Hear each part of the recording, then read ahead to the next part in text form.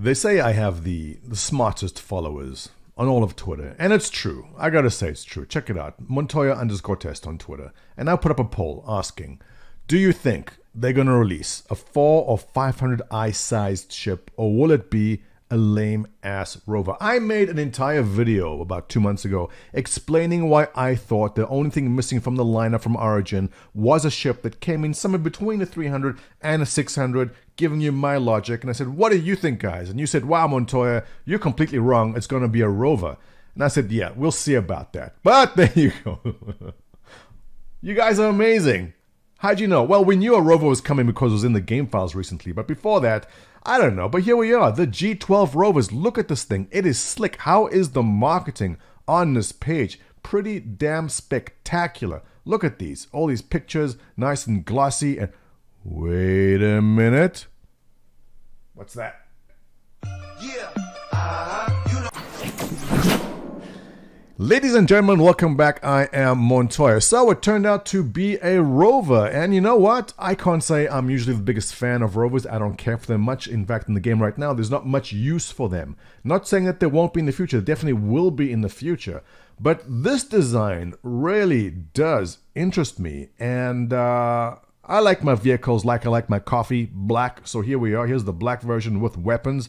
This is the one that caught my eye first. Racing, I'm not into. But you know what? Let's start in the beginning here. The G12 Touring. It is white. It has blue accents. Nice lines. Very smooth. The combat, the G12A is the combat, and the G12R racing. Didn't take much convincing. When I'm done this video, I think I'm going to grab either the touring or the combat. Haven't decided yet. I'm kind of leaning towards combat, but we'll talk about that in a second. But let's scroll down and see what they tell us about these rovers here. The impossible allure of the open road, the remote turret, twin lasers, and 2 standard cargo units of cargo capacity on the touring. That is the G12 touring. So taking a look at what they put up the marketing side of it. Can I scroll? Oh, yeah. I love the way that car companies come to CIG to see how they market these ships and cars. So here we have a guy coming home from work to his wife, and see he bought some cargo with him, and I like the gull wing doors. Nice touch, very slick. I do like the way that looks. Very nice design. Classic Origin styling, obviously, with the white and blue highlights. What else do we have here? This reminds me of the parking garage in GTA 5 when you buy the maze building. Nice, very nice. GTA vibes. And here we have the family all together. So, combat, touring, and racing. Begin your story. Okay, now that ends the story. Let's go back up. let's go through what we have here. Be prepared. Now this is the touring, all right? Be prepared. Face danger head-on with front-mounted size 1 laser repeaters. Okay, size 1 aren't going to put much of a dent into... Let me take the camera away here so you can see the page. Begun.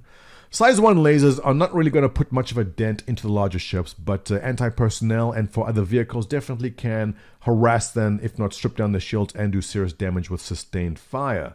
Always a nice option to have some sort of weapons on the vehicle when you are running some sort of missions. And it is a turret that has 360 degrees of rotation. I'm going to guess co-pilot controlled, but also pilot controlled facing forward, hopefully. I do prefer all my weapons are pilot controlled at some point. Take it with you. The road is unpredictable. You may want to bring a few things. 2 cargo boxes. And obviously when they're in there, this won't be able to close, but it'll give you enough clearance. It'll come up a bit. So definitely useful when you are doing some sort of cargo runs from an outpost to your ship, or from your ship taking cargo to an outpost, or outpost to outpost. But why do you need the rover to run cargo? Well, if you've guys seen the new weather systems being introduced, sometimes you land on a planet or moon, and there's very strong winds. Those winds blow your carrack away over the cliff. Not that it's ever happened to me, because that would be just embarrassing, but I know it's happened to many of you, where the wind simply takes your ship and blows it away. So there are going to be some situations and some areas where you do need to go in on ground because a ship won't be able to stand there, or basically won't be able to sustain the atmospheric conditions. We don't have much of that in the game yet, but it's definitely easily implemented and will be coming in the future. Next up is the G12A, intense range of skilled combat, heavily armored. It has an Altamari XH01. Oh, good, because the XH0 0 was the worst one. Enhanced wheel system. I don't know what exactly the different wheels will do. I mean, the treads are different. I'm not sure how that helps. I'm going to guess with the racing version, the traction will be better on corners possibly. Is it possible that the Ultimari XH01 will be better at climbing terrain or going over terrain? I don't know, but they seem to have differentiated something about that. It has missile launcher and countermeasures.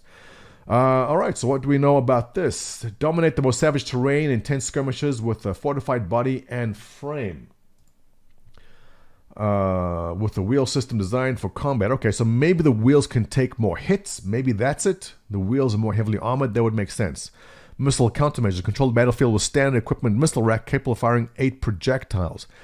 Alright, I'm a bit confused. Maybe one of you guys in chat or in comments below can clear this up for me, because I count 4 missiles and 4 countermeasures. When they say 8 projectiles, do they mean countermeasures and missiles?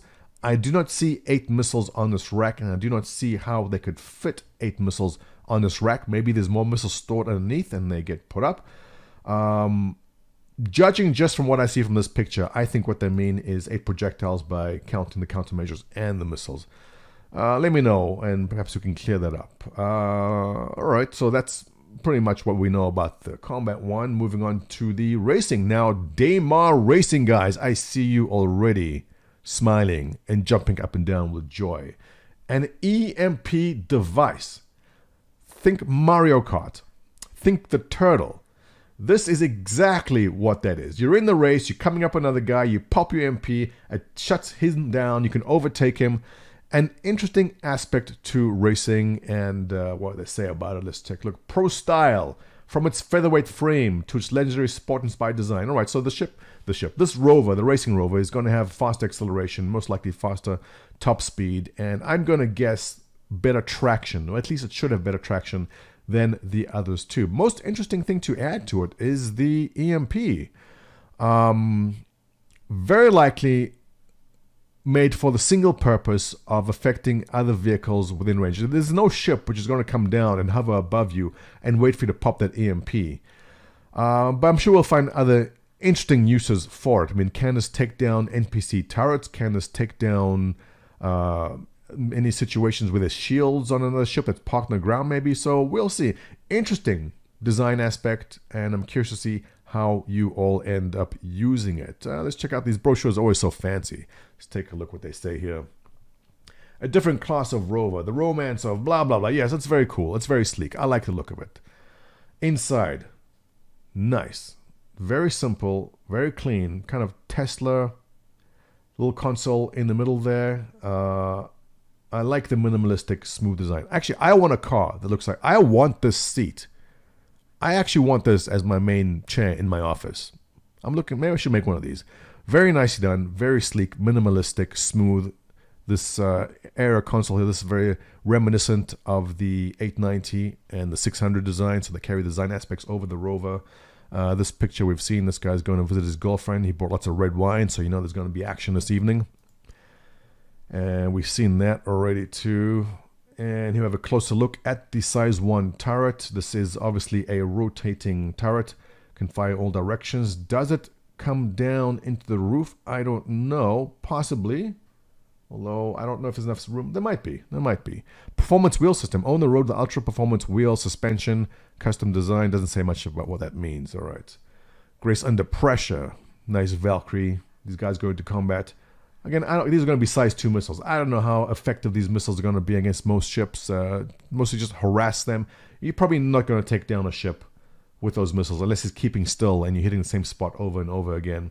I see 4. I count 1, 2, 3, 4 slots for missiles. So I don't see 8 projectiles. 8 projectiles probably meaning the countermeasures are included. They say anything about it here? No. No, doesn't actually elaborate on that. Here we go, actually. Consists of an 8-count missile rack and countermeasures. Again, what does 8 count mean? Does the 8 count include all of this, or I guess we'll see. More on the tires. Dominate savage terrain with skirmishers, enhanced and hardened wheel system. Gives you, doesn't actually mention anything beyond that. Again, I just think maybe it's more heavily armored. Your wheels can take more hits than maybe the other Rovers do. That's all it is. And here's the racing. Oh, and there it is. Black and yellow, the best color scheme. Thank you, CIG, for throwing it in. You give us all hope for the future. And that's pretty much it. Carbon fiber. Carbon fiber. Little fin over there. Very nice. Very nice. Beautiful design. I'm looking forward to seeing what this EMP can actually do. Oh, here's some stats to look at. All right. Lightly armored, 2 SCU of storage, 1 remote turret, and 2 laser repeaters. Max speed of 50. Max speed of 45 in the combat. Max speed of 55 on the racing. Makes good sense. You know what? I'm leaning kind of towards the G12 at the moment as a good all-rounder. I don't know how essential it's going to be to run cargo, but this definitely does cover all the bases. And if you can paint it, if I can paint that in black, then I'm good to go. And they'll give us options to color. So you know what? Yeah. If they give us the G12 and the ability to paint it black, I'm all over that.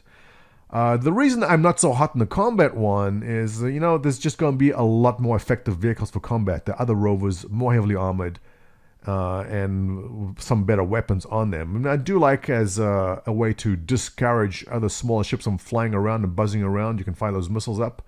Possibly. Racing, personally, I'm not into, but I know a lot of racing guys who are going to love that very much. And the EMP does add a very cool aspect to racing. And that concludes the brochure. So let's take a look at the pricing of the stuff. Now, this is War Bond. War Bond means it is cash. If you pay cash, you get this for $55. If you pay cash for the racing, it is $55. If you pay cash for the G12A, it is $60. A lot of people are talking about using these as LTI tokens. What is an LTI token? Well, if you're new, when you buy a ship in concept or a vehicle in concept like this, it comes with what's called lifetime insurance. Once the ship is no longer in concept, that goes away and you have a simple 1-year insurance. Sometimes there's specials, there's a 10-year insurance or there's a 6-month insurance. CIG has emphasized time and time again how insurance is not really a big deal. You will buy insurance in the game. Nothing you buy for cash right now can be lost in the game. You will not get your ship blown up and never get it back. That's not going to happen. There was always going to be insurance in the game, and it's going to be very, very cheap. But people like to have LTI stuff, and so CIG's basically releasing everything that you buy for cash with LTI. Now, people will be buying these as LTI tokens, meaning they don't plan on keeping them. They'll pay $55 for this. But if you want to go buy a ship which is past concept, like the Reliant Tana, for example, which is $75, I believe, what you do is you buy this for $55, you get LTI with it, and then you can upgrade that to the Tana for an extra $20, and now you have a Reliant Tana with LTI on it, where before the Tana only had 6-month insurance on it. So a lot of people are rushing out to buy it for that reason now, and with the whole fleet week coming up, there might be other sales. People might be using these as LTI tokens in that regard, and I've checked in my Discord and a couple of members saying that it does actually work as LTI, because there was a situation where the Grey Cat buggies were not able to upgrade to other ships with LTI. But from what I'm seeing, double checking now, it seems that this is used as LTI tokens. Okay, so that's a go for that. All right, guys, that wraps up the... Oh, and the vehicle pack, buy all three of them for $155, $110. You save $15 if you buy the pack for $155. Now, if you do buy this as a pack, you can upgrade individually from your pack to other ships, so that can be done too. All right, overall thoughts, yeah. If I can paint the white one black, I'm thinking yes, I might go for that. What do you think? You getting that? If you enjoy this content, guys, don't forget, subscribe, give me a thumbs up, your comments below. I'll catch you in the next video.